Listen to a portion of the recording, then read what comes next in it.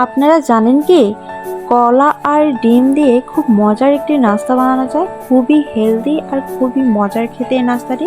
Hello everyone, আসসালামু আলাইকুম। কেমন আছেন সবাই? আশা করছি ভালো আছেন। আমিও আলহামদুলিল্লাহ ভালো আছি।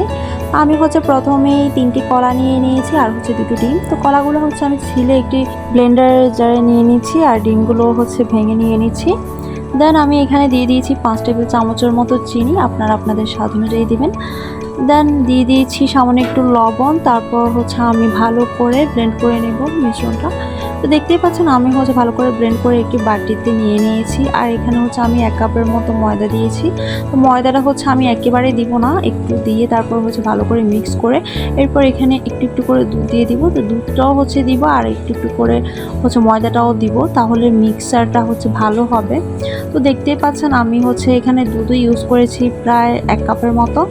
তো আমি দুধটাও আস্তে আস্তে দিয়ে দিচ্ছি। এরপর আমি ময়দাটাও ভালো করে দিয়ে তারপর আমি মিশ্রণটা দেখিয়ে দিচ্ছি মিশ্রণটা কেমন হবে। খুব বেশি পাতলাও হবে না আর খুব বেশি ঘনও হবে না। একটি হ্যান্ড উইচের সাহায্যে ভালো করে মিক্স করে তো আমি চামচ দিয়ে দেখিয়ে দিয়েছিলাম যে কেমনটা হবে মিশ্রণটা। খুব বেশি পাতলাও হবে না আর খুব বেশি ঘনও হবে না। তো আমার মিশ্রণটা তো রেডি। তো আমি এখন একটি প্যান বসিয়ে দিয়েছি চুলায়। প্যানে আমি 2 চামচ করে মিশ্রণটা আমি প্যানে দিয়ে দিয়েছি। তো আমি রাউন্ড শেপে, যেহেতু প্যানকেকটা রাউন্ড শেপে হয়, তো দেখতেই পাচ্ছেন আমি এপাশ ওপাশ করে প্রায় 4 থেকে 5 মিনিটের মতো এটা চুলাটা লো হিটে এই প্যানকেকটা বানাতে হবে। তো এই তো আমি এক পাশটা উল্টিয়ে দিয়ে 2-2.5 মিনিটের মতো রেখেছি। তারপর আরও অন্য পাশটাও এভাবে আমি 2-2.5 মিনিট করে রেখে তারপর উঠিয়ে নেব। তো দেখতে পাচ্ছেন কালারটা কিন্তু খুবই সুন্দর আসছে। প্যানকেকগুলোর খেতেও কিন্তু মাশাআল্লাহ খুবই মজা হয় এই প্যানকেকগুলো। তো আমি এভাবে সবগুলো প্যানকেক বানিয়ে নিয়েছি, দেখতে পাচ্ছেন।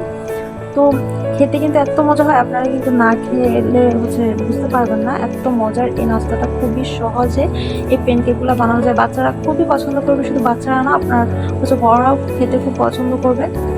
অবশ্যই বাসায় ট্রাই করবেন এই হেলদি খাবারটি। এটা আপনারা বাচ্চাদের টিফিনেও দিতে পারেন, বাচ্চারা খুব মজা করে খাবে। আর এটা এত সুস্বাদু খেতে আর খুবই হেলদি একটা খাবার। অবশ্যই বাসায় ট্রাই করবেন। আর এটা আপনারা চাইলে মধু দিয়েও খেতে পারেন। এমনিতে আপনারা চিনি না দিয়ে মধু দিয়ে এটার উপরে দিয়ে একটু মধু দিয়ে সাজিয়ে খেতে পারেন। তো আমি যেহেতু চিনি অ্যাড করেছি, তো আমি আর এখানে মধু অ্যাড দিই নেই।